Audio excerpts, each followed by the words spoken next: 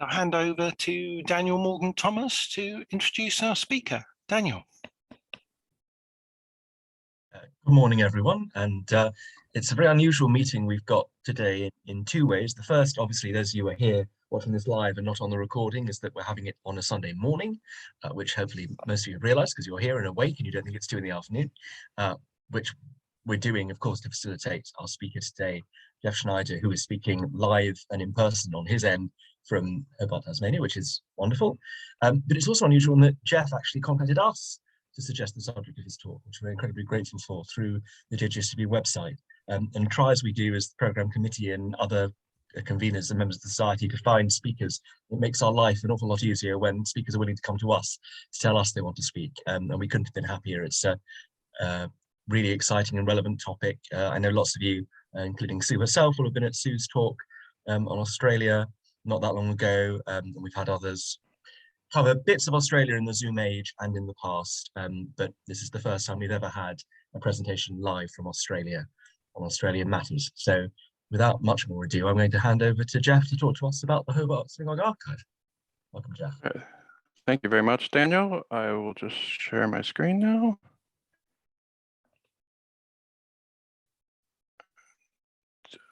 So there we go. So thank you for attending this session about the Hobart Synagogue's digital archives. And also thank you for giving me the opportunity to present.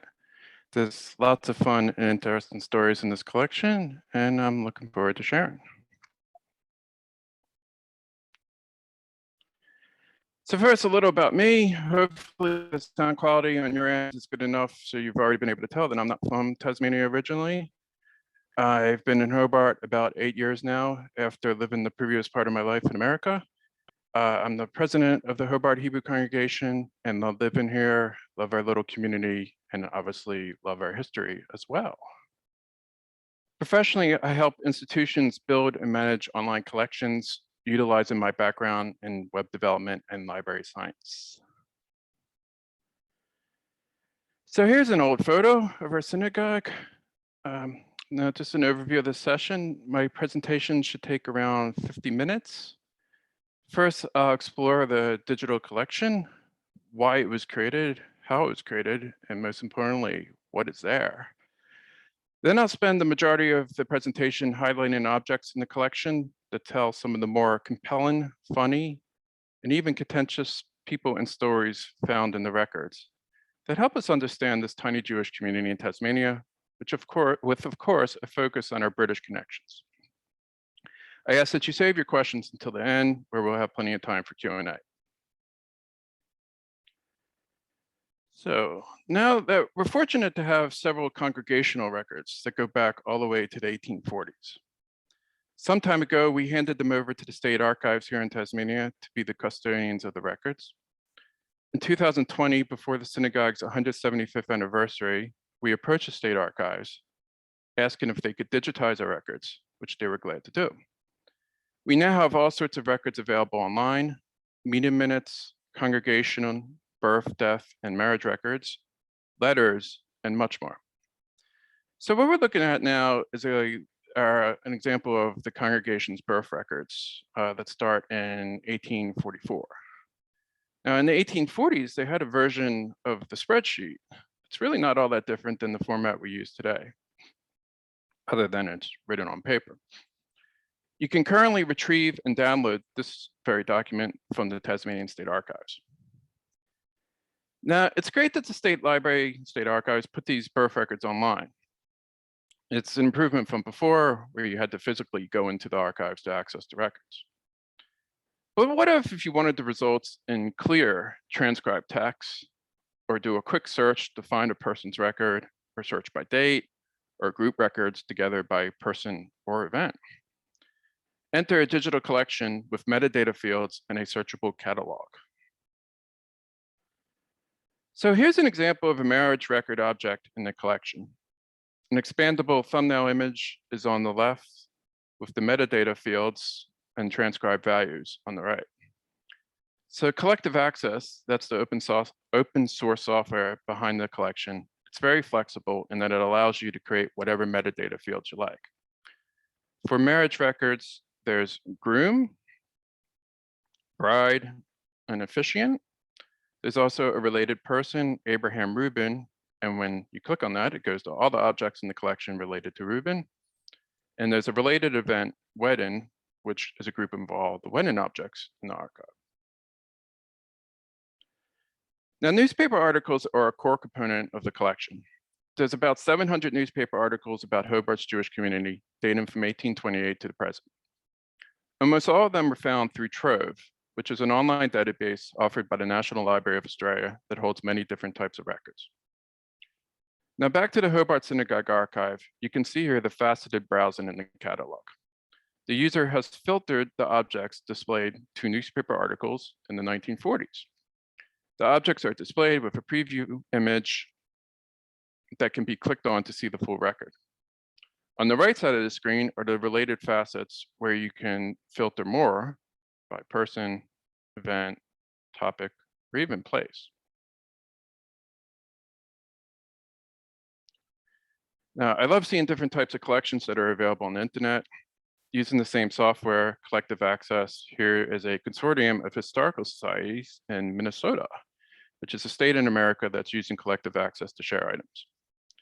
As you can see, it gets pretty cold in Minnesota. But the point is, if you're fortunate enough to have cataloged and digitized items, open source software like collective access shares a collection, making it a couple of clicks away worldwide. And you can even use collective access for a family history collection. Here you can see there's a collection composed of records types such as census records, maps, obituaries, photos, and so on. Now, I feel this gives you a more robust organization presentation than using a site such as Ancestry. Now, going back to the Hobart Synagogue, we also have an extensive collection of the congregation's meeting minutes. And here is an image of our very first meeting minute in 1841. Now, you may ask, what does it say? Now, I'm sure many of you are familiar looking at these old documents, and it's fun to look at, but sometimes making out handwriting from 180 years ago takes a bit of time. So here's that very first meeting again, but this is where it's transcribed. Now, for each meeting minute, we offer a transcription. This was done over the COVID lockdown in 2020. Once the state archive scanned all the meeting minutes, we put out a call for volunteer transcriptionists, and much to my amazement, in a little more than a month, we had about 250 meeting minutes transcribed. So in the digital collection, whenever you're reviewing an original meeting minute document, you could see the related transcription.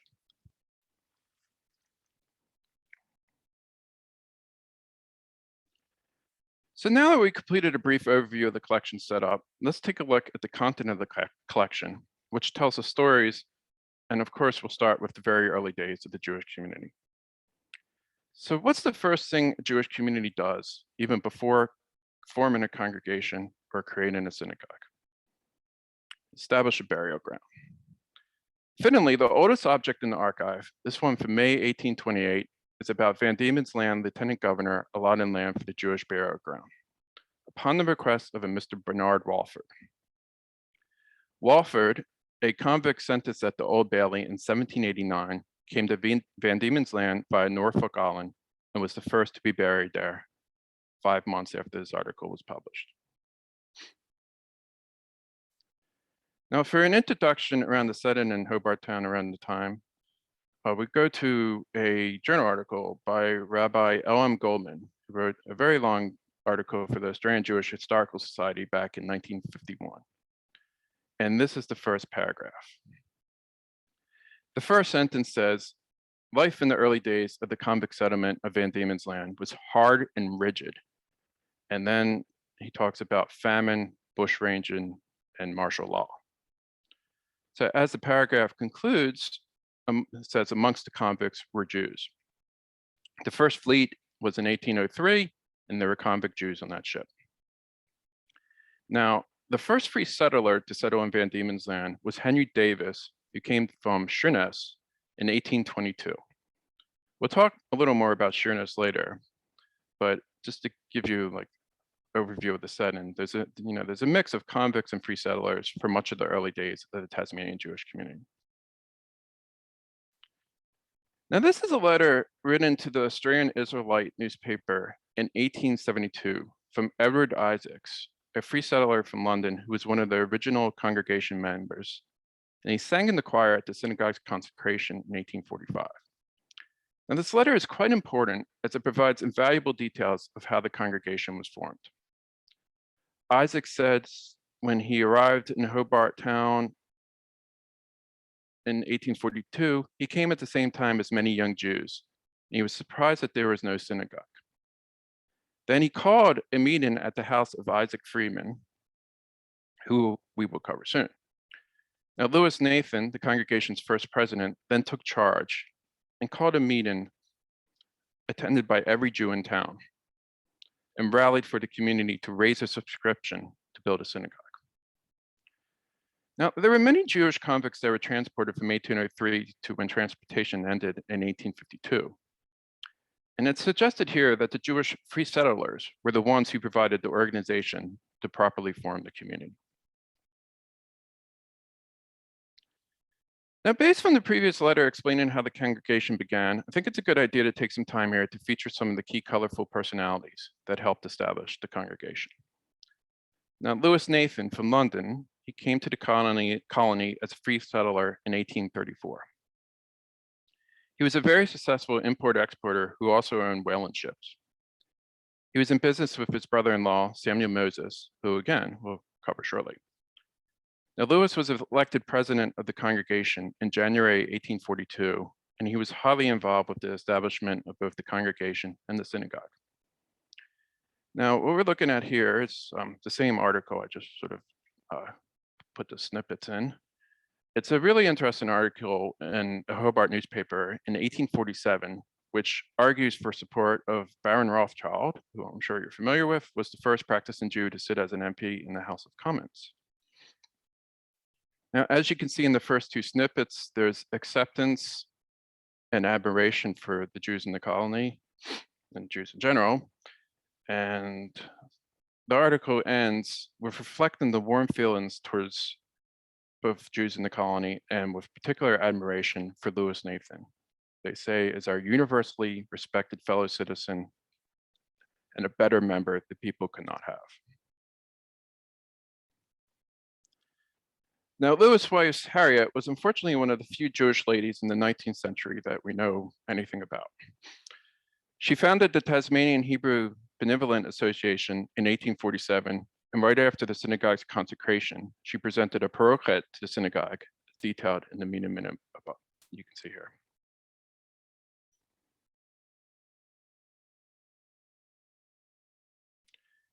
Now, Lewis went back to England in 1848 and soon retired from professional life. He was very active in Jewish affairs. As you can see on the right here, he was warden of the Great and Central Synagogues and supported many other Jewish groups and causes, as you can see. I'll give you a little bit of time to look over that.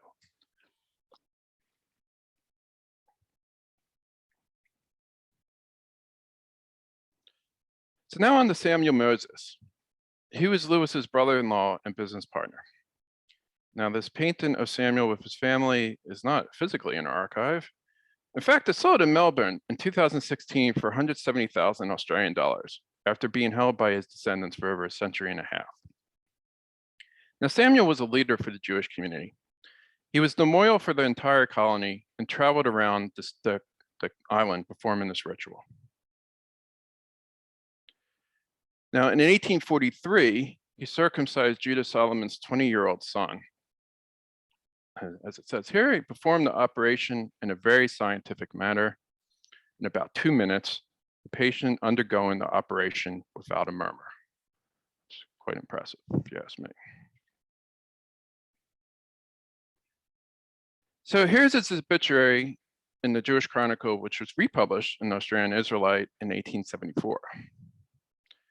In the second excerpt, it says that when Moses and his brother-in-law, Lewis Nathan, came to Tasmania, Jews were rapidly sinking into the oblivious past all those rites and ceremonies which have made Israel, by the divine blessing, the one and peculiar people. And also notice at the top, it says Samuel Moses was laid in the fields of Willesden. Now Samuel was the first to be buried at the Willesden Cemetery. So here it is. This was actually, image was provided by a member of your group about a couple of weeks ago, very kindly. I don't know if that person's here right now, but thank you for sending me this. This is in Willesden Cemetery. And as you can see, the first laid to rest in this ground. It mentions that he's from Boa Vista, Tasmania, which is not actually the name of a suburb, but it was the name of the mansion Samuel lived in, and it's the name of a road in here in North Hobart. Now, Judah Solomon. Judah Solomon was convicted for hiring thieves to repossess stolen goods.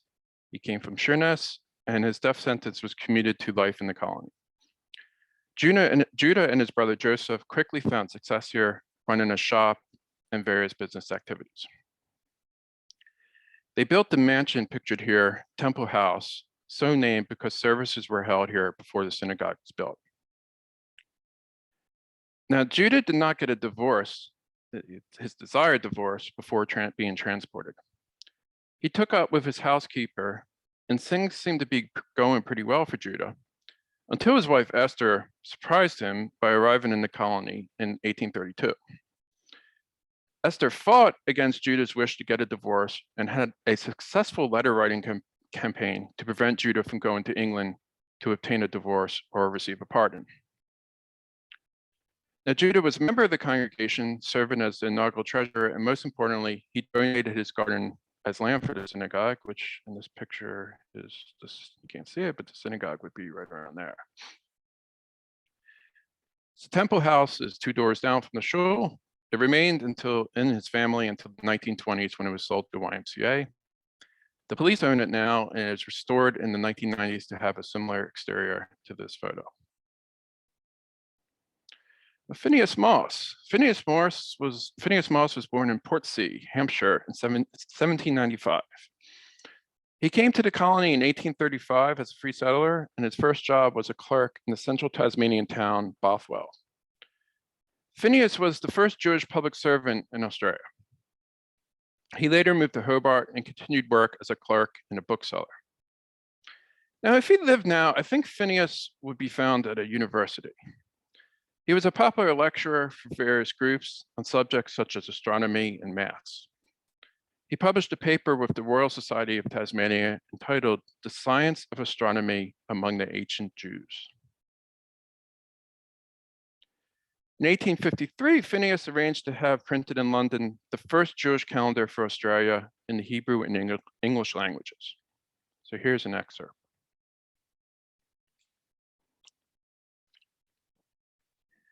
And Phineas served as a congregation secretary for several years, and he organized the congregation's inaugural library.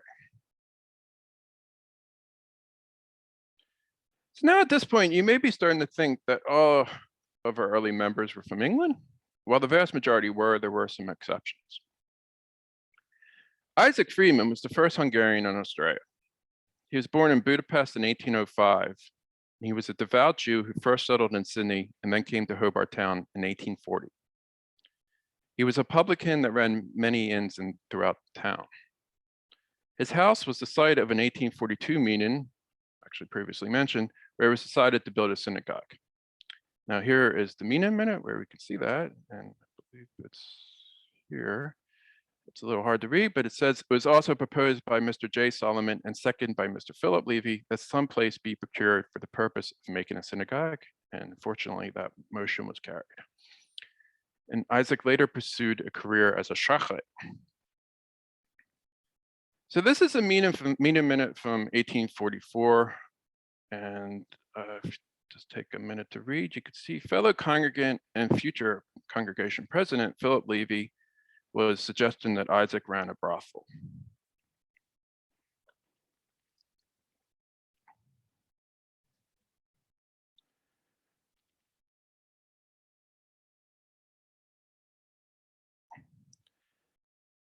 So here's an ad for Isaac. On the left, we have an ad for Isaac's Butcher Shop, which was a couple doors down from the synagogue. And you can see on the right, here in the middle paragraph, Isaac again had some trouble with congregants. Here, Mr. Samuel Levy accused Isaac of making sausages on Shabbat. So perhaps because of these conflicts, Isaac eventually moved to Sandhurst in the Victorian Goldfields, which is now known as Bendigo, where he was served as Hazan and Shachrit. David Heckscher, he was a founding member of the congregation from Denmark. He was the original resident of this lovely house north of Hobart, which is literally down the street from my house where I'm speaking right now. The architect for this building was a Scottish convict, James Alexander Thompson, who also designed the Hobart Synagogue. So finally, this is Abraham Rubin. It's always nice to have a lovely photo like this for one of our original members.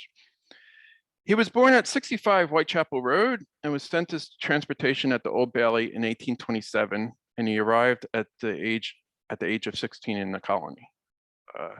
I don't have it in my notes, but I believe he was sentenced for theft of a coin of some sort.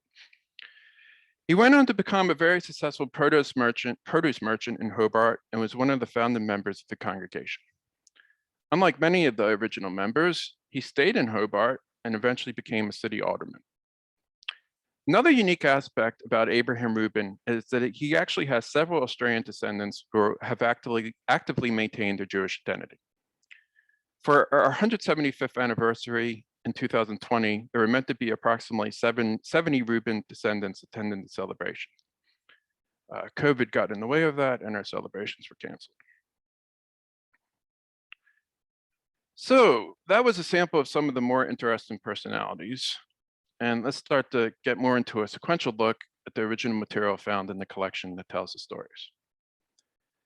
So here's an article from 1839 detailing Hobart's town Jews gathering at Israel Haim's Rosencrown Inn for Yom Kippur.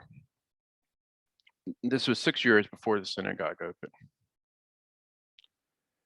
Now the article in the second half here, it states that there was an application made that Jewish prisoners in the barracks be allowed to attend the service. And they found out there was actually only one Jew, and he was actually allowed to attend. The article is complimentary of this and says it shows that the system of prison discipline is also gradually improving. So a lot to take from this article. So this is a transcription of one of the very first meeting minutes in 1841. Now, I'm just blown away and impressed by how organized, formal, and structured things were. It's very reflective. You could see that they took this quite seriously, the forming of the congregation and setting things up and setting all the rules. And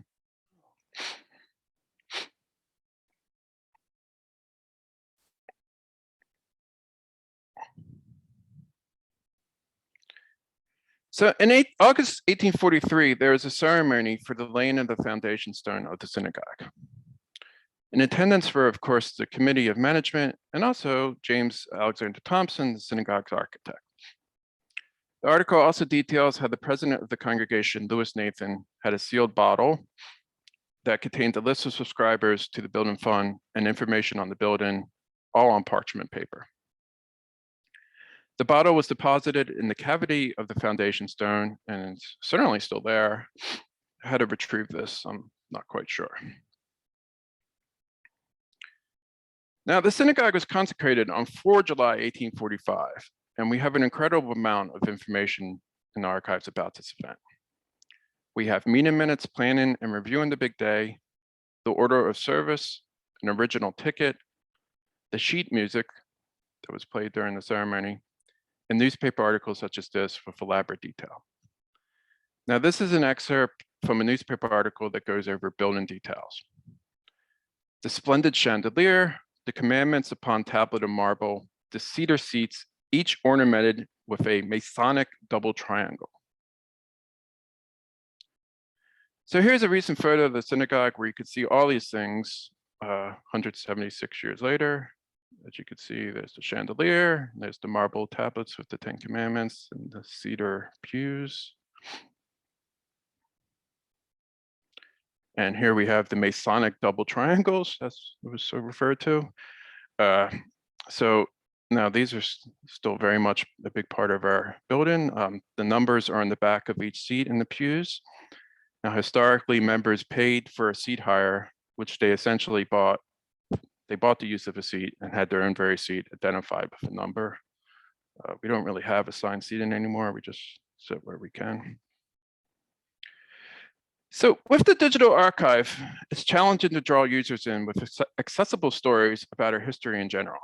There may be specific records an experienced researcher is able to retrieve, say for family history, but it's also important to provide a gentle overview of our history.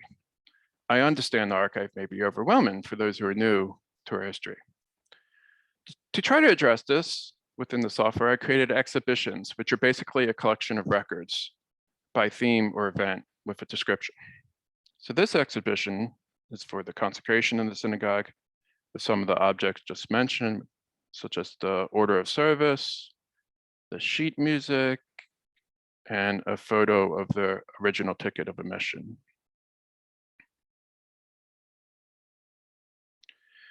So here's a photo of the synagogue illustrating the Egyptian revival style. Now, we're often asked about why this style was used.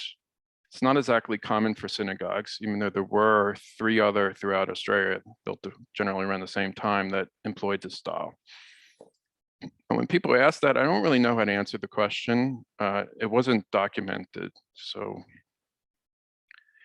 Now, pretty timely, just this week, we received research from a local architect here that shows that the synagogue's architect, as we mentioned, James Alexander Thompson, he was able to prove that he had a folio book of engravings of the Egyptian hall that was in Piccadilly, London, constructed in 1812 and torn down in 1905.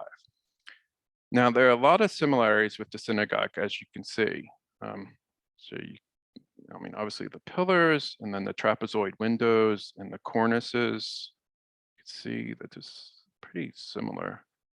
Even these things, the cornices for the, I think they're called cornices for the windows, and even for lack, probably a better term for these, but like these like pole things you could see look pretty similar amongst both.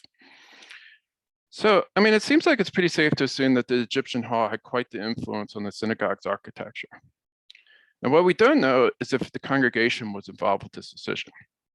There's nothing in the meeting minutes or any other archive documents stating that the congregation said, hey, you know, we've done some research and, you know, to represent us, we want an Egyptian style as opposed to something like Gothic.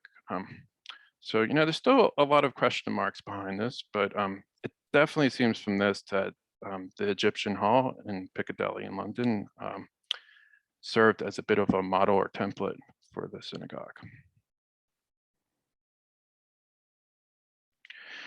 So in the early days, the congregation sometimes wrote to Chief Rabbi Nathan Adler for advice. Here, as detailed in the meeting minutes, it was asked if the convict pass holders could be counted towards a minyan and receive honors. And I'm sure it took quite a while, but we did receive a reply as detailed here, and the answer was that yes, the convicts can be counted towards a minyan, but they're not allowed to receive any honors.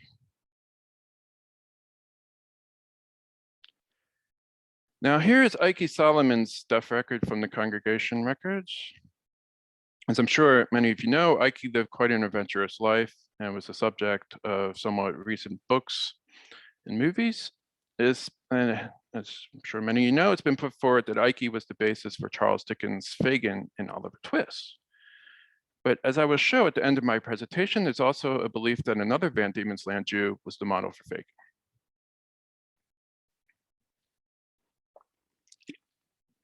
Excuse me. So I find that Hobart's Jewish history is marked by many different phases of ups and downs. The early years were certainly a bright spot. Not only were there many Jews around, the 1854 census showed 454 Jews in the colony. There was much excitement about forming the community and the consecration of the synagogue. Plus, as we saw, there were several well-known local personalities. Now, the latter part of the 19th century was a period of decline. The Jewish population sunk, mainly due to better opportunities on the mainland. And after several ministers that stayed only for a few years, the congregation had no minister now. There are very few newspaper articles around this time about the community from 1870 to 1900, presumably because there was little activity. And by the 1880s, there's also no meeting minutes in the archives, most likely because there are no meetings being held.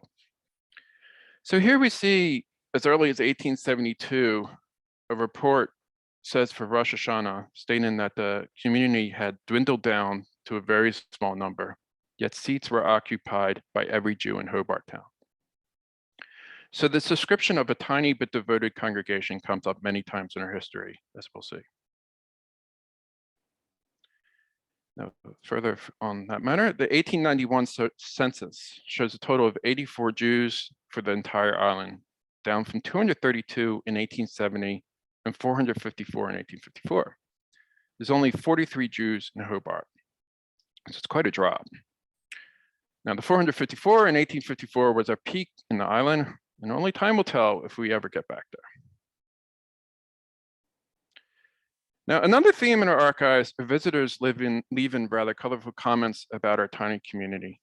And these letters are from 1900, and both of them in Australian Jewish publications. So on the left, we have some comments from a visitor saying, the majority of Jews living there never see anything of Judaism, and their children are brought up in total ignorance of its precepts. They marry out of the faith and gradually become entirely lost to it. And on the right, we have Hobart has a synagogue, but I found what was once a respected and healthy congregation dwindled down. Religious neglect predominates among the young men, and intermarriage is the rule rather than the exception. Judaism in these parts is in a most deplorable condition.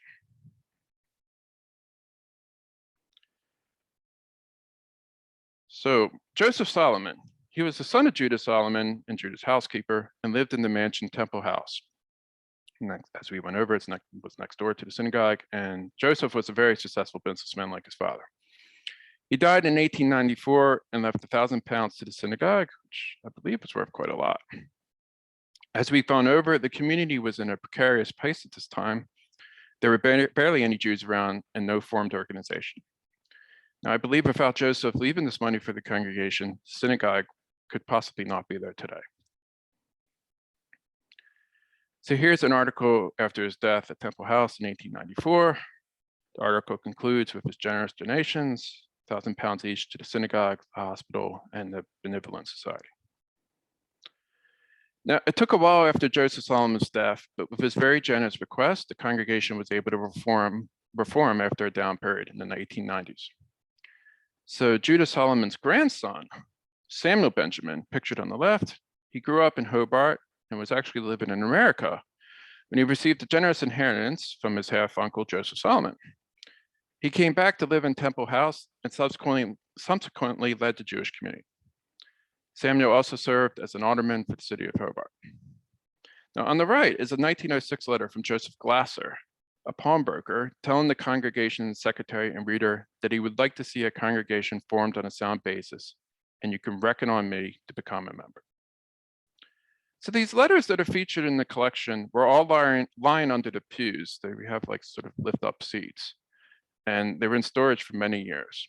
A few years back, a fellow congregation member and I went through the boxes, and what we found there are lots of papers of little value, such as receipts, but we came across significant letters like this that were handed over to the state archives. So with this money left by Joseph Solomon, the congregation was able to employ a minister for the first time in decades. And here we have Reverend Isaac Morris. He came from Newcastle, New South Wales, via Wales and Lithuania. He was a very popular figure, as you can see here on the left, both within the congregation and with the general public as well.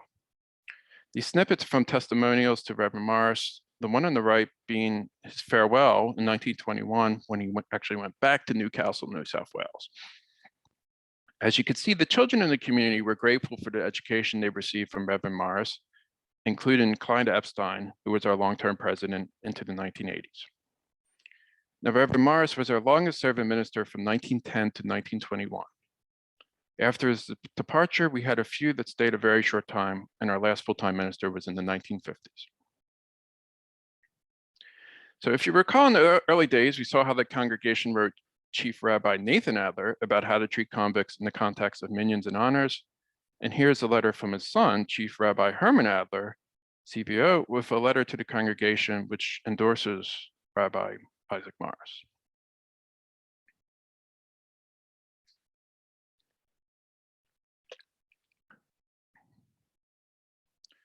So in 1904, the synagogue had a visit from Melbourne Rabbi, Dr. Joseph Abrams, who gave quite a moving sermon. So I will read off it. Looking around at the boards and records of names in the synagogue, a beautiful vision was conjured up before his eyes of the activity of the past generation. Not only that, but of the fact that there was something in Jewish religion and something in the Hebrew race that bound them together in such a way that they laughed at distances. It took no heed of the intervening oceans and continents. The names upon the boards were exactly the same as might be seen in the synagogue of any city in the world. The grand old Hebrew names were there: Abraham, Benjamin, Moses, Levi, etc. They would find those names in every synagogue and throughout Jewish records of every generation. Now, this is an excellent passage. It does seem, I have to say, it seems a bit Anglo-Jewish centered. Growing up in the States, the Jewish names I'm used to are Schwartz, Hirsch, and Goldberg, but anyway. So the earliest 20th century was a relatively thriving time for the congregation. There were only about 12 adult members, though 80% attended Shabbat services, and they were able to get a minyan every Friday night, Shabbat morning. So here's a funny snippet from a meeting in 1911. The committee devoted attention to suppress the annoyance during divine service caused by Mr. G. Levy, who was reading aloud and interrupting the minister, and also the manner he read the Kaddish, not allowing a mourner an opportunity to be heard. Now, the committee wrote a letter to Mr. G. Levy through a law firm saying he must stop the interruptions or stringent measures will have to be taken. Now, in the many minutes, there's no follow-up of this legal action taken, so one can assume Mr. G. Levy complied. Now, our collection of letters offer unique first-hand sources. In 1908, we received the gift of Jewish books from Julia and Matilda Whaley-Cohen, a member of the well-known London Whaley-Cohen family. The list of books are in this letter. It's nice to see a specific example of how Jews would provide assistance to other Jews across the world. And also, obviously, it's interesting to see what were considered important Jewish books, as you can see on the right, in 1908. I'll give you a minute to look over that.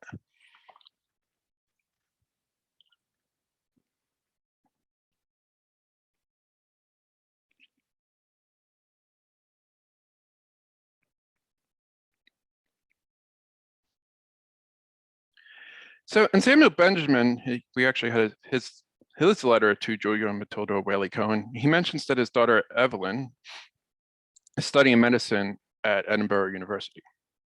Now she's pictured on the left holding her niece, which is actually at Temple House. Evelyn later worked with Jewish mothers in the East End of London and married Mr. Harry Cohen. Dr. Evelyn Cohen served as medical officer for military hospitals for the British Army in World War I. And her obituary in the Australian Jewish Chronicle stated that she was one of the first Jewish women to attain a medical degree and practice in the UK. Quite an interesting story. So the Diamond Jubilee in August 1918 was celebrated on the 75th anniversary of the laying of the synagogue's foundation stone.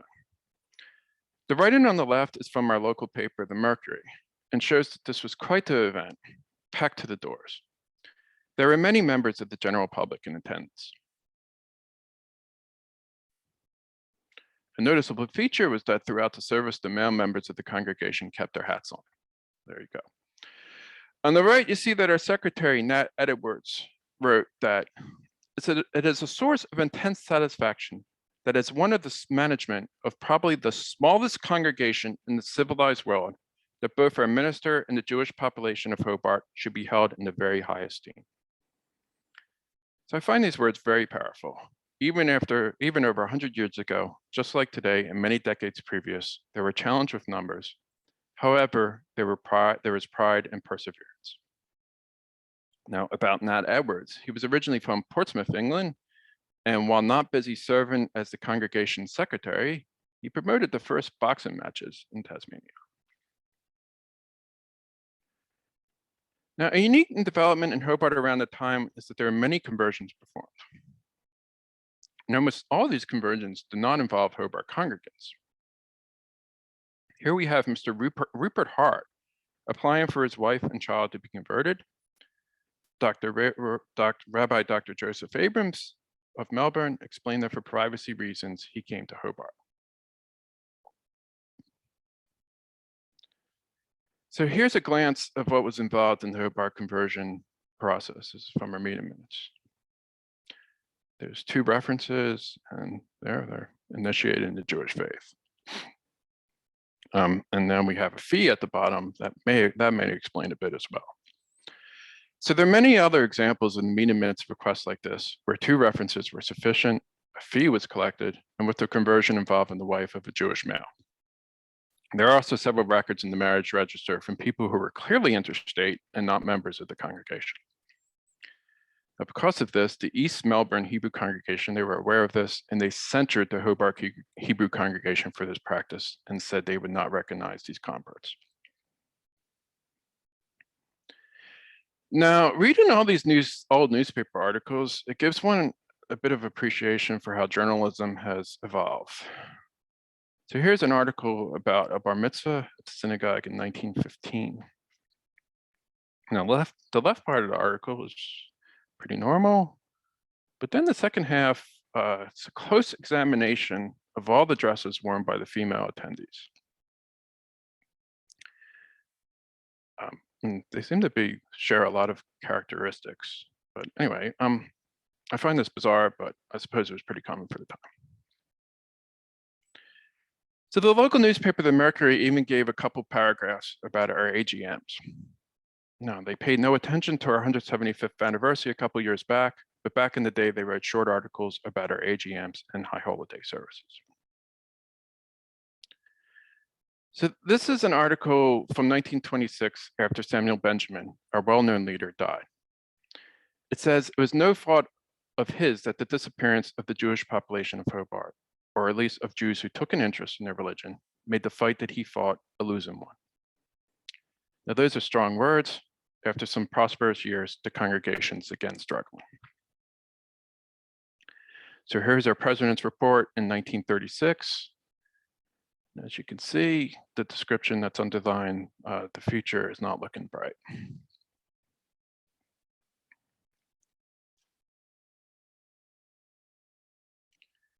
So in an era where news traveled slower, it's interesting to see what our tiny community in the safety of Tasmania thought of what was going on in Europe during the Holocaust. And we could see there was concern. Referring to the shock and treatment, Jews stand aghast at the inactivity of nations that stand by and watch the attempted extermination of a race that has done so much for civilization. So after a nice stretch in the first quarter of the 20th century, the time around the 1930s was a downturn for the congregation. We have records of an AGM that was attended by a measly 4 attendees. One of those attending was Reuben Benjamin, and you have to admire his dedication. Now, as you can see in this excerpt from the Australian Jewish Historical Society Journal, Reuben took it upon himself to open the synagogue every Saturday for Shabbat and would not leave Hobart so that he can ensure services would continue. And as mentioned towards the end of the snippet, the Jewish community soon expanded with the arrival of European refugees. Now, Reuben, he ran the much-loved confectionery shop in Hobart for over 50 years, It was said it was a shop of everyone's childhood, and Reuben was described as a good citizen and friend who made the shop a Hobart tradition. Now, just going back to the collection a bit, we also have places that display on a map. This shows Reuben's confectionery shop in Hobart, which is on Liverpool Street, and the synagogue is just a few blocks over to the right. Now, on a very serious note, this is a resolution that our congregation passed in 1940.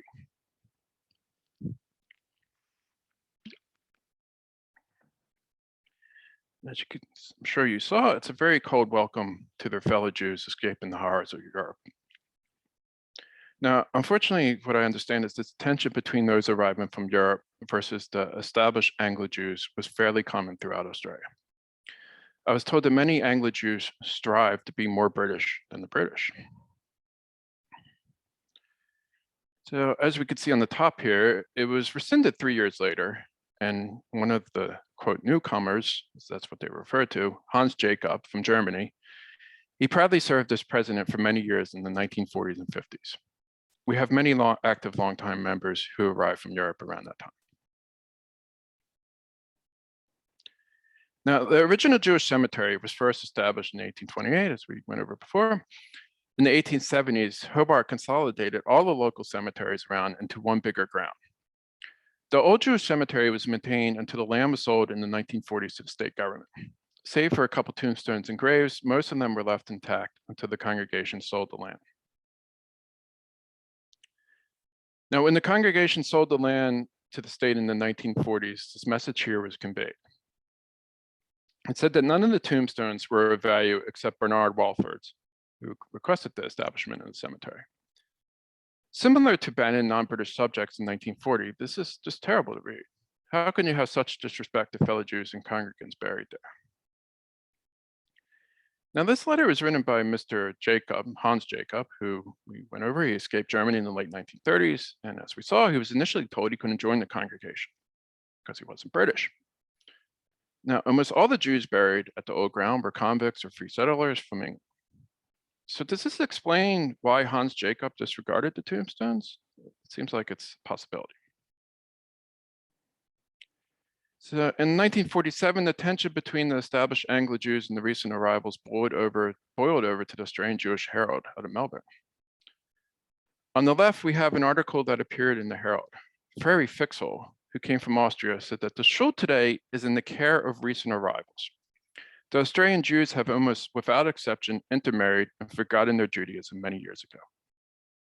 And then on the right, we have a letter written, I think a week later, from Victor Coronel, who's the president of the congregation. He was obviously angry about this. He wrote in a letter to the editor, the fact is that if it was not for these Australian Jews, a number who lacked the opportunity to marry someone of their faith, there would not have been a synagogue in Hobart. And then he goes on to say it's the Australian Jews who are responsible for maintaining the shul. So this tiny community seemed divided into two groups, unfortunately.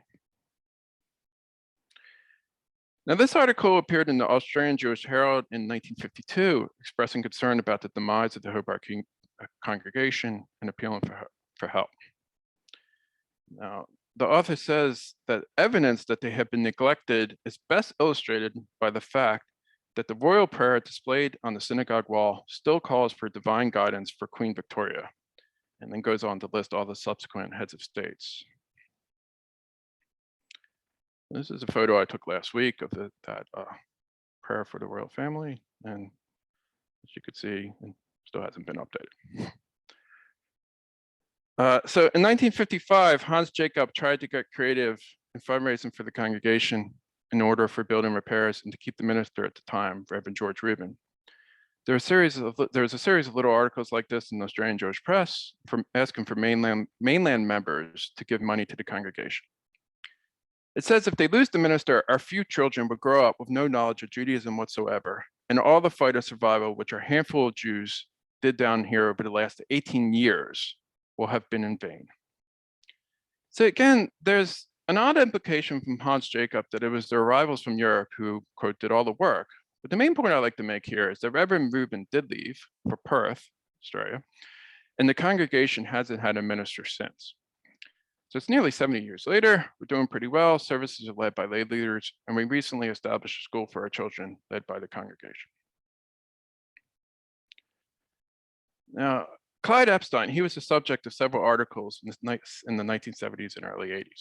He was the president and tireless campaigner for our congregation and often called for more support from the mainland. He was a bookmaker and often called into the local casino in search of Jewish tourists to come visit the synagogue. Now this on the left is his obituary in 1983, and alongside on the right is a newspaper article about his bar mitzvah that was in 1916. So there were many articles in Australian Jewish news in the 1970s with very similar themes that were concerned for our survival. As you can see here, a headline says near extinction. Over here it says, but mostly their Shabbats are marked by 5 at most 6 men. We sit here hoping for more, but they never come. I'm 73 years old, 95% of our members are pensioners, and I'm not sure how much longer I can keep it on. Outlook is very dim, and here is tolling towards eventual extinction. Now, while I have much sympathy and respect for what Clyde Epstein faced, I do have to say there's a bit of satisfaction reading that, because thanks to the effort and dedication of Clyde and many before and after him, we're in a much better place now. While there's still countless challenges, the future's bright. We have lots of young families that have moved here recently.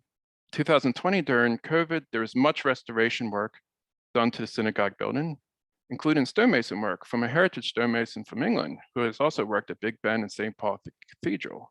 His name is Matt the Mason. We have a very diverse congregation with many different backgrounds, and members come from all over the world. And we even have a couple of members who actually grew up in Hobart. A service attendance hasn't improved all that much, and that's an ever-present struggle, though our lay leaders are very dedicated and do a fantastic job with limited resources. I'd like to point out in the blue shirt with his twin boys is our treasurer, Danny Joseph. He's from London originally. He went to the Jewish Free School. And because I think my in-laws are here, I should also point out that that's my lovely wife, Lisa, and these are my 2 kids. So yeah, the future is looking bright. Now, we offer many tours of the synagogue about the building and our congregation's history. So if you ever find yourself in this part of the world, please call in and we'll be more than happy to give you a tour or welcome you to Shabbat services. Now, taking it to family history a bit, we often receive queries from descendants of early founders. I very much enjoy this. There's still new names that come in and it's fun to research. Particularly when we have some sort of record that we're able to provide to a descendant, it is very rewarding. Often an issue that comes up a lot is that there are many common names in the early days. For instance, I think there were 3 Philip Levies as part of our congregation in the 1840s. Now, I'd like to leave you with a bit of a research adventure. This article from 1834 came up by searching within Tasmania newspapers for Jewish burial ground. Now we have this poor guy here, Worms, who, as you can see, he was attempting to escape some sort of convict party, road party, I think. There's something about New Norfolk and Brighton, and it's quite gruesome. His body was found in the bush, dead of starvation. Animals carried off his remains. Now this came up in my search because, as it says at the end, the bones were collected and buried in the Jewish burial ground, the unfortunate man being of that persuasion. So of course the question here is, who is Worms? Our burial records started in the 1840s, presumably because the congregation was formed in 1841. So there were surely burials occurring, but it wasn't recorded because there was no congregation at the time. Now, I consulted a book by Rabbi John Levi that has entries for all early 19th century Australian Jews. And there is an entry for Henry Worms, without the extra E, and whose convict record ends with the word run in the 1830s. So I was thinking maybe, just maybe, this is a match. So then I came across this digital collection of convict records that shows that Henry Worms absconded in 1833 and received a pass at Brighton and to New Norfolk, which were the towns that were mentioned in the newspaper article. So the dates and locations seem to match. And then through a simple Google result, I found that through a blog, there's a blog ran by a rare book dealer in the UK, Mr. Lawrence Worms. He has an entry about his relative here, Henry Worms, that said he was sent to Tasmania and in 1833, and he went on the run and was never found and was still untraced to 1841. And as you can see at the top, there's speculation that Charles Dickens knew of Worms, and he was the model for Fagin from Oliver Twist. And here's a little snippet. There was actually academic research by a Dickens scholar named Michael Allen, who made a case that Worms was the main model for Fagin. So I contacted Lawrence Worms, the descendant and rare book dealer, and he believes the little newspaper article I found solves the mystery of what occurred to Henry Worms, as the details match. So it just goes to show some of the adventures you can find yourself on, all started with a mysterious, gruesome newspaper article. So thank you so much for letting me share the details of the archive. Sorry, I went a bit over time, I think. I hope you enjoyed it. Again, here is the archive website and my name and email address. And please, if you have any queries or need assistance about building or sharing any type of online collection, please let me know. This is my professional field, and also obviously how I like to spend my time. I really believe records like this should be shared on the internet for the world to see. If you're interested in learning more about Jewish life in Australia in the early days, I highly recommend that you looking into the book, These Are the Names, Jewish Lives in Australia, 1788-1850 by Rabbi John Levi. You can purchase it on the internet from Melbourne University Press. It was certainly used as a reference here for many of the people in the early years. And I will open up to questions now. Thank you. Thank you, Jeff.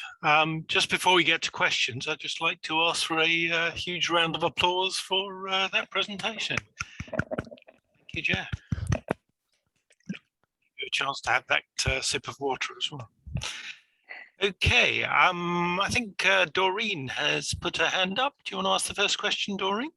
Thank you very much for that very, very fascinating talk. It's a couple of comments really regarding the number of conversions that was mentioned about 1917. I would imagine that quite a few of them would have been descendants of people who were originally Jewish and had married out and had now hoped to revert back to their own religion. That was my thought. Regarding the press, the Jewish press, in addition to the fascinating things they wrote about the dresses, here in England, they wrote an awful lot about the wedding presents and who gave what, and the guest list, which is always fascinating. And also regarding the fact of who was Fagin, it's generally thought that it was in fact based on Ike Solomon's, because he was so well known at the time and created such a fuss with the things that he got up to. And I personally feel it's more likely that he was the model for Charles Dickens' Fagin than anyone else. Thank you, that's all. Sure.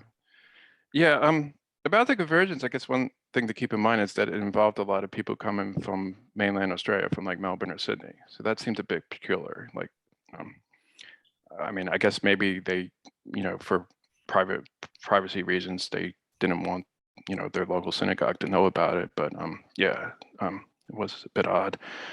Yeah, and about, I mean, look, I'm certainly not, I'm sure you didn't take it this way, but I'm not trying to make like a case that, this Worms guy was definitely the model. I was just putting forth, there is an academic who was trying to push this forward. So it's interesting to see. Thank you. Thank you very much. Fascinating. Sure, thank you. I hadn't really expected it to be quite so competitive to be the model for Fagin, but there you have it. But yeah, interesting.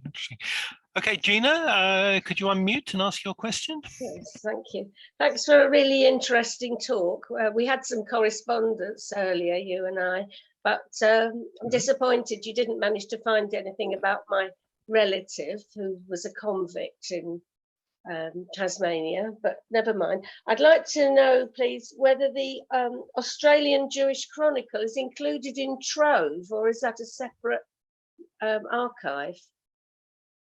Yes, I mean, basically all the newspaper articles I got were from Trove. Yeah, so there was actually pretty recently last year, there was a project spearheaded by the Australian Jewish Historical Society, and I think there were some very generous donations made where a lot of the older Australian Jewish newspapers were digitized and made part of Trove, and also the Australian, more contemporary, the Australian Jewish News up until 2008 was all digitized and scanned in. So I was like a kid in a candy shop when that happened, because I just there's so many interesting newspaper articles to go through, and just having this opportunity to learn these details that you wouldn't really otherwise was just, it's very beneficial to learn about what the community was like. Yeah, so I believe I do remember your email. I don't know off the top of my head your descendant, but I do have the name down, and if I find any more information, I will certainly let you know. Thank you very much, and I'll have another look in Trove then. I haven't looked for a while, so maybe they've added more. Oh yes, they certainly have, and yeah.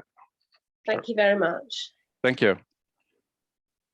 Okay, thanks, Gina. I think we'll go to Robin next, who has his physical hand up, and then we'll go to Bernard and Susie. Robin, if you could unmute.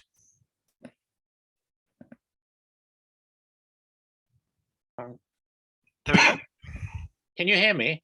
Yes, go ahead, please. Ah, right.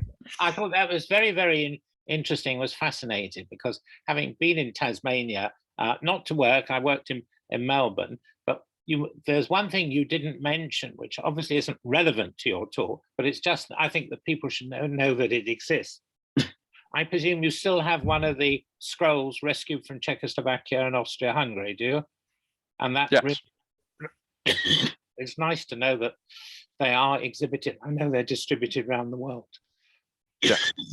It's not about people, but it was a central item in a showcase you had in the shul when I was there. Yeah, so as soon as you enter the shul, it's in a very nice display on the right. And actually, our president in, I think, the 1980s and 1990s, Tom Schlesinger, he was believed part of the Kinder transport. So he lost his parents in the Holocaust and came from the Czech Republic. And I think he was traveling there, and I don't know if it was in England or the Czech Republic, but he arranged for that terror to come. So it's a very, very central part of a synagogue, and we often, it's a focal point for visitors and school groups when they come in. Yes, yeah, thank you. Sure, thank you. Okay, thanks for that, Robin. And then I think we'll go to Bernard. If you could unmute. Thank you. Thank you for an absolutely fascinating presentation. Really full of useful stuff, and the collective access sounds like a really valuable and helpful thing to use. I've got a couple of questions and a couple of comments. One, you talked about Joseph Solomon making a donation of £1,000, and that obviously being a lot of money in 1894. I wondered whether you have any information on what the original cost of the synagogue was, which in a way would give us an idea of how valuable that was as a donation. And I also wanted to ask you, you quoted, I think, rather than referring to the Masonic double triangle. And while you've been talking, I've been looking it up and can't really find any references in Masonic literature to the double triangle star being a Masonic double triangle. There's a lot of references to triangle symbols. As you've been talking, I've been discovering relatives. The David Heckscher link has linked me to a whole line of Heckscher relatives in Denmark that I was completely unaware of. But you also talked about Victor Coronel, and Victor Coronel is a good Sephardic name. So I'm assuming that he came from a Sephardic background, and wondered whether you know anything about that. And finally, on the quote by Dr. Joseph Abraham, which I thought was lovely, I think you were being a bit unfair. He was referring to biblical names, and you actually did say that. And names like Schwarz and Greenberg and whatever are not biblical, but they are common and they get translated into other languages. But anyway, those were my questions and my comments, and thanks again. Fascinating. Sure. Yeah, so I'll try to reply. So the cost of the synagogue, I don't think there's very clear paperwork that we can put an amount on. I know that there is, a local subscription, and they also receive donations from around the world, including from Moses Montefiore, and I think places such as Toronto and places like all over the world that there's money given, but we don't have like a total amount of how much it actually cost. I do know that, I'm not sure if I mentioned it, but Judah Solomon, when he died, so Joseph's father, he had 30,000 pounds in his estate. So he was obviously very rich as well. Yeah, the Masonic double triangles, I haven't really looked into it much. I just found it a rather odd description from the local newspaper. So yeah, that was just a quote from there. They knew something we don't. Yeah, I don't know. Yeah. But can I just say that while I was looking it up, I found a list of 32 Masonic symbols, and they include things like the Ark of the Covenant and the everlasting light. So clearly there's a lot of Jewish symbolry in Masonry, which I don't know about, but I was just fascinated at that connection. Yeah, I'm not sure where they got that description from. I mean, yeah, I don't know. So Victor Coronel, I don't know if he was Sephardic. I believe he was from Melbourne originally. He moved here, I think, when he was like maybe in his 30s or 40s. He was an architect, I know that. And he was president, I think, like in the 50s and maybe early 60s. And I just yeah, found it interesting that he was the person who proposed lifting the ban on the non-British. And so it sort of suggests that maybe his background was different. Yeah, it's possible, but then on those what boiled over in the Australian Jewish newspaper in the 50s, he was very adamantly defending the I mean, when the guy from Austria was saying that Australian Jews aren't really around anymore, Victor Coronel was the person who said, look, I mean, we founded the synagogue, and we face a lot of challenges, but it's not everything is about the recent, what they were called newcomers, the European refugees. It's a dynamic that I find interesting, that there was apparently this division between like in the 40s and 50s between the European arrivals and the existing quote Australian Anglo-Jews. About the biblical names, yes, I see what you mean. Yes, those names are biblical, and I acknowledge that, unlike Schwartz and Goldberg. I suppose it was just like the comment found in synagogues around the world. I guess I was thinking more just names of like more contemporary people rather than biblical names, but I see what you mean now. Yeah, so yes. Thank you. Thank you. Thanks, Bernard. Let's move on to Susie. I probably shouldn't admit this, but Ike Solomon is actually on my family tree. Fortunately, he's not a direct ancestor. His very respectable great-grandson married my great-aunt. So he's anyway, what I wondered about him was how on earth his elder son, John Solomon, became such a respectable member of the community. I know he moved to the mainland. I don't know whether you have an answer to that at all. I'm actually not familiar with, what's his name, John Solomon?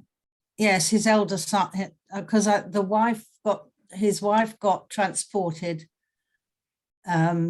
He escaped. I'm sure you know all the story, and his wife got transported with the younger children, and the two older ones went out independently. And John Solomon was incredibly respectable in New South Wales. I didn't know whether you knew anything about that. It's just a mystery how he became so respectable and wealthy and honest, and it's a bit of a mystery, really.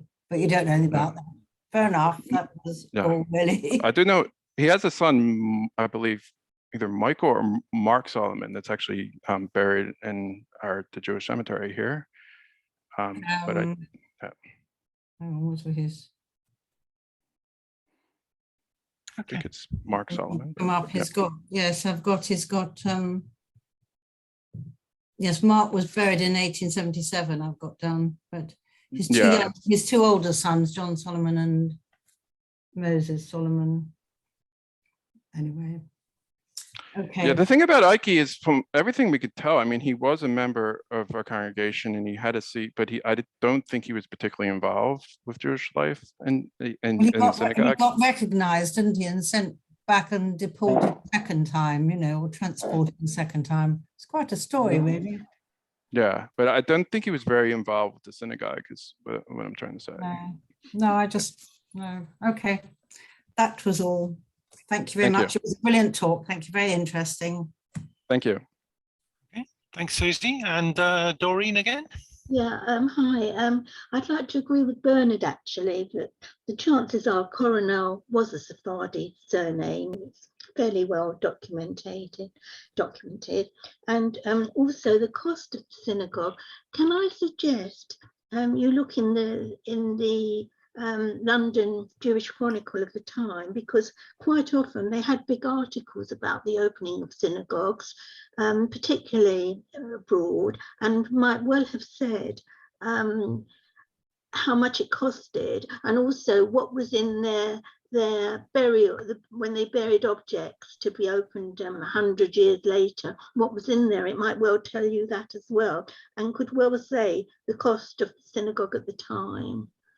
Yeah, I actually did pay. I think you had to pay a fee. I once paid the fee for the archives of the Jewish Chronicle. Yeah, so I saved all those articles. I don't.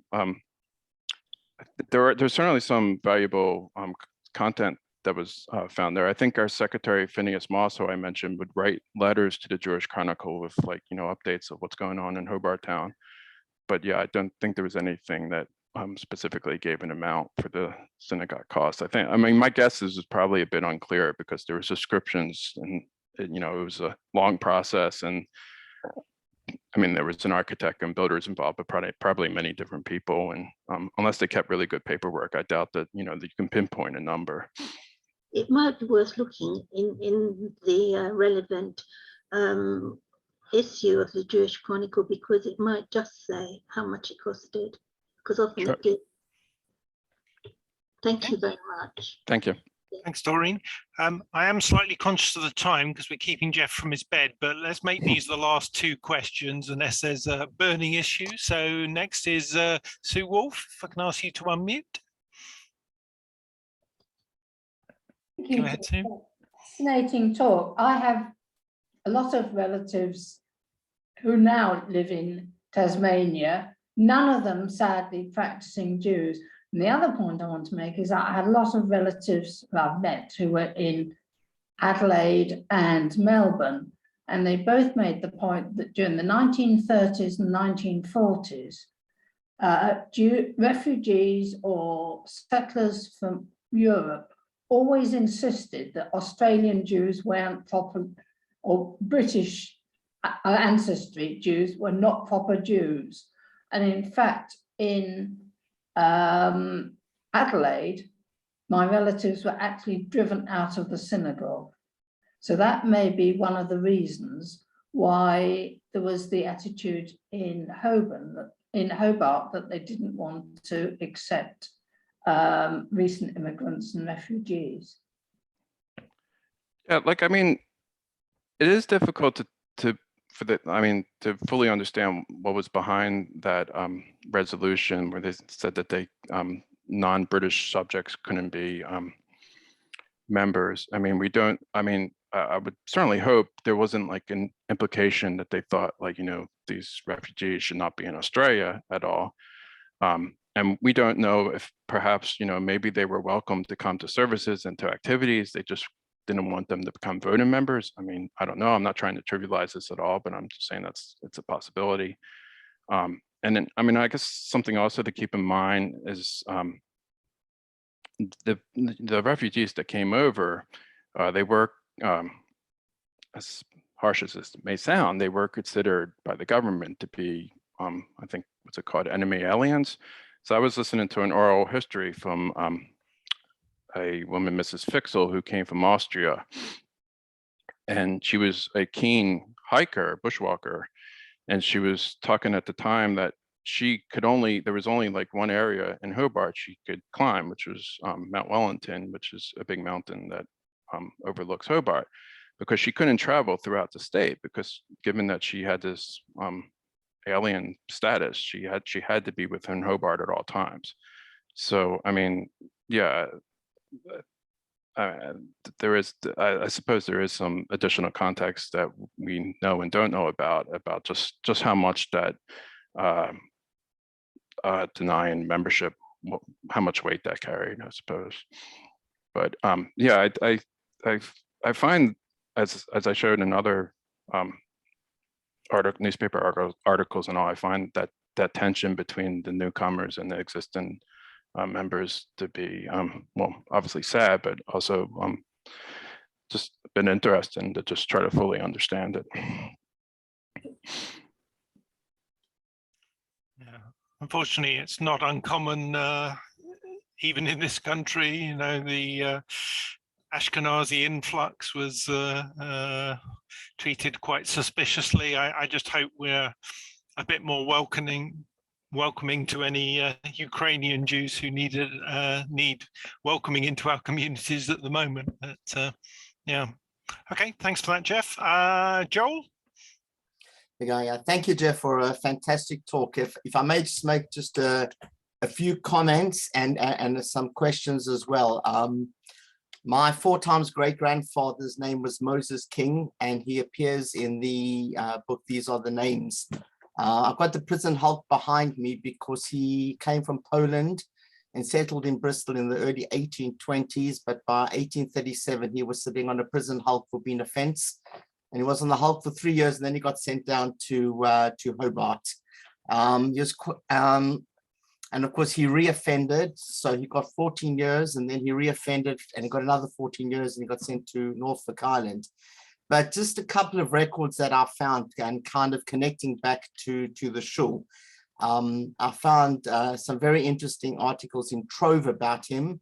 One that he was in front of the judge for carrying out performing Jewish marriages without a marriage license. So that was quite an interesting thing.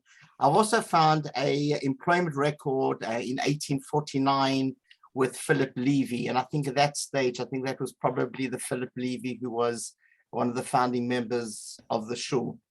The one question I have to ask is that I know in these are the names. It mentions that in July 1845, Moses King put his name forward for being the shamus of the shul, and it's recorded that he got no votes. So I think one of my questions is, would you have in the archives, if you know, anything about that particular vote or minutes of what went on? And my other 2 questions is, do you know, and I could always email these questions to you as well, but do you know if I may ever find a photo of Moses King somewhere in either the Hobart archives or in the shul archives? And also I have a reference for his certificate of freedom, but I don't know how to go about getting that, and what actually is on the certificate of freedom. Is just going to give a date and his name, or is it actually a proper certificate? And are there copies of that in any of the archives? Thank you, Jeff. Sure. Yeah. So like I have read through all the meeting minutes, but you know, there's quite a lot. I do remember there was an election for the initial Shamas, and I believe was one of Judah Solomon's son who won the first one. But if I have some time, I'll see if I can dig up that meeting minute that mentions the name, and I can send you through both the original and transcription.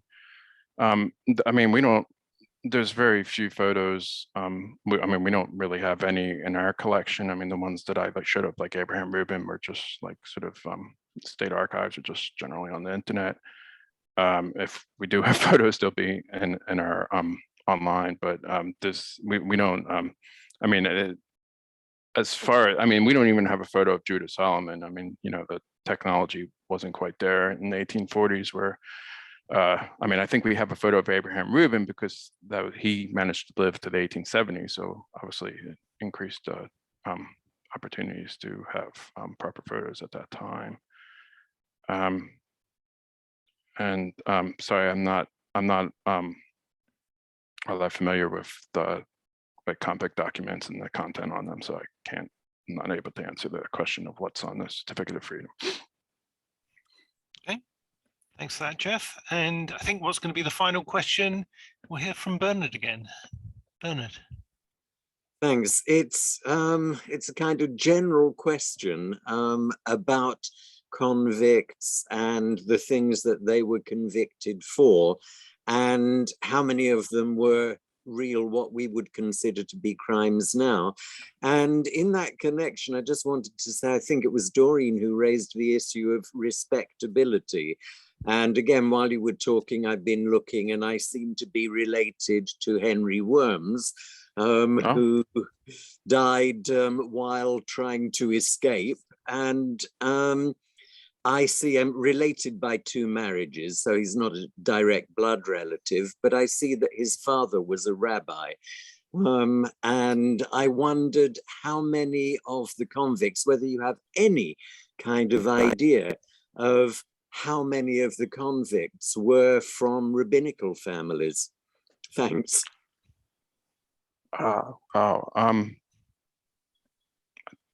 Don't know of any convicts that had either a rabbinical background or came from a family of rabbis. Yeah, I mean, if that was known, it would certainly have been in the book I mentioned by Rabbi John Levi. These are the names. I haven't come across, and I mean, I guess that does bring up a point, is that, and I think I alluded to this, but it seems that it was the free settlers who came a little bit after the convicts that were a bit more organized and also observant as well. There's another newspaper article that talked about how when Louis Nathan, the free settler, our first president, came, he was the one who instilled into the fellow Jews of Hobart Town about observing the Sabbath, which sort of implies that, you know, the convicts that were there beforehand were perhaps not the most observant. But I mean, I'm sure that's just some broad assumptions and strokes there, but yeah. Many thanks. Fantastic talk. Sure, thank you. All right, so in which case I'd like to ask for another huge round of applause for Jeff for staying up so late and for entertaining us today. Thank you, Jeff. Thank you. It was my pleasure. It was very enjoyable. Thank you for having me. Thanks, Jeff. And just one final comment from Doreen. These are the names by John Levy, as in our library, the JGSGB library, if you are interested. So thanks for pointing that out, Doreen. Okay, well, I think we're going to close the meeting for today. Hope you all enjoyed it and look forward to seeing you on another JGSGB Zoom pretty soon. Thanks, everyone. Thanks again, Jeff. I know.